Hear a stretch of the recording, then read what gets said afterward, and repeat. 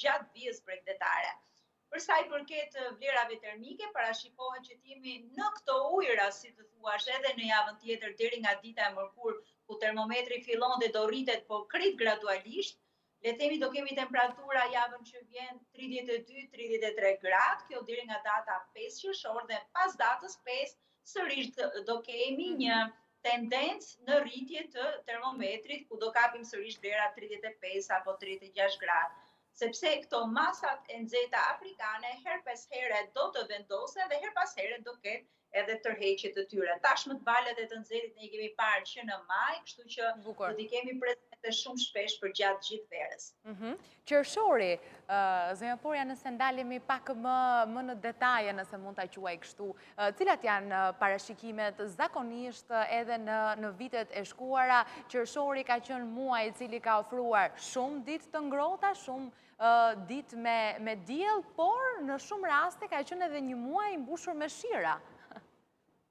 Nëse do bëjmë një krahasim mjaft afatshkurtër me vitin e kaluar, ka qenë më i freskët, ky qershor do të jetë me temperatura më të larta.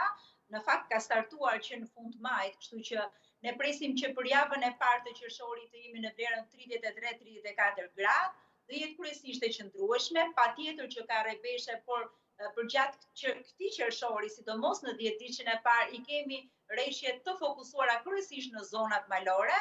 Në gjysmën lindore të Shqipërisë dhe vija bregdetare është shumë pak e rrezikuar nga rreshje. Kemi në data deri nga data 10 kryesisht i qëndrueshëm. Ka një shkëputje midis datës 11-12 ku kemi një sistem me vranësira dhe rreshje të cilat do të jenë kalimtare dhe sërish do kemi diell.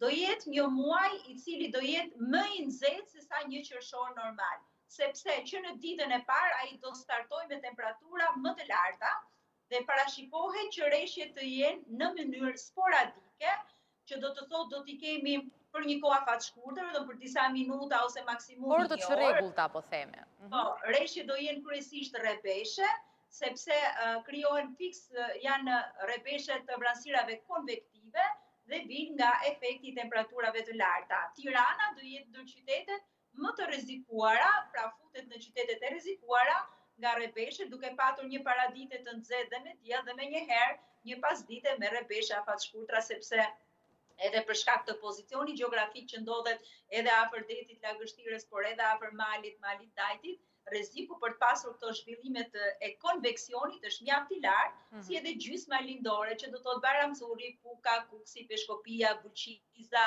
Korça, Pogradeci, Erseka, Tepelena, Gjirokastra. Këto do jenë edhe zona që do preken më shumë nga këto rrebeshe. Kjo nuk është një mundësi që nuk do të ketë pjesa tjetër. Patjetër do ketë ndonjë ditë ku kemi rrebeshe edhe në Bregdet, i cili do zjas për 40-45 minuta dhe sërish do jetë kohë për plazh, kështu që këto rrebeshe të afatshkurtra nuk është se prishin atë pushimet. Por siç i themi ne edhe në gjuhë